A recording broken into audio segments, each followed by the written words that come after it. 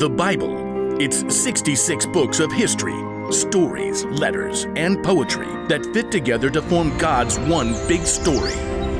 The epic adventure of how He created us and loves us so much that He made a way to rescue us. As we travel through the Bible, from Genesis to Revelation, we discover people who met God and found their lives changed forever. And now for an amazing story, inspired by the book of Matthew, chapter 11, verses 1 through 6. John the Baptist had been sent to prepare the way for Jesus. I'm just a messenger, but someone is standing among you whom you do not know. I'm not good enough to untie his sandals. Then Jesus came to John and asked to be baptized.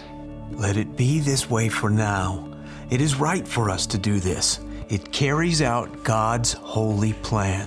And God himself confirmed to John and everyone else that Jesus was indeed God's chosen one. This is my son, and I love him.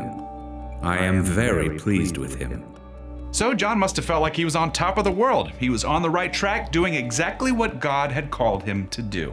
Mission accomplished! But then, the story shifted. John, outspoken as always, had dared speak truth to Herod, ruler of Galilee. You've done wrong things against God. Oh, yeah? Yeah. Well, I'm rubber, you're glue. It'll bounce off me and stick to you. Seriously? Guards, throw him in prison. Just for speaking God's truth, John was trapped in prison. Some of his followers were allowed to visit, and they gave him all the news. So Jesus taught this incredible sermon. Sitting up on a mountainside. And he's healing all these people, even a Roman soldier's servant. Oh, and Peter's mother-in-law. And we haven't even told you the really impressive stuff yet. Wow, that's great. For everyone else. It must have been difficult for John to make sense of the stories. I mean, Jesus was out there doing amazing things, yet God had allowed John to be jailed, and there was no sign of rescue. So, we're sure Jesus is the one God has sent. Well, there was that voice from heaven. Yeah, but if Jesus is it, why am I stuck here? No clue, man. I just need to know. Could you ask him for me? Who, Jesus? Yes. Take him a message from me. What do we say? Try this. Are you the one who was supposed to come? Or should we look for someone else? Okay, got it. Wait, could we rhyme that? Rhyme it? I remember stuff better when it rhymes. You know, like, are you the one who is to come, or should we look for another one? That's not actually a rhyme. You know what? I got this. John's followers left the prison cell and hurried along the dusty roads of Galilee to find Jesus.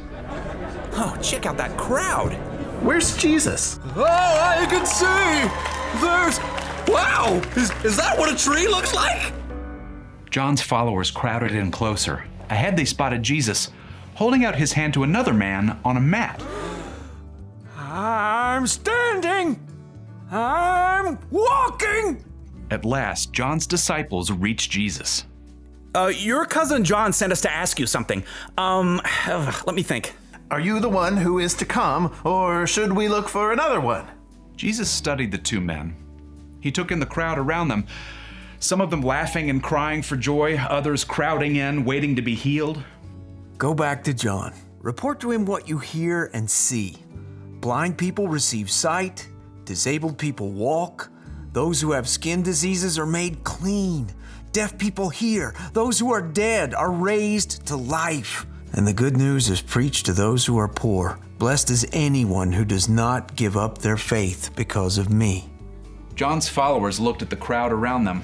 Everything Jesus had spoken was true. I could remember all that better if it rhymed. Just don't. So John's disciples headed back to Herod's prison. Jesus' answer to John's question was clear. Only God's Son had this kind of power. And God still cared about and loved John, even though he was still stuck in prison.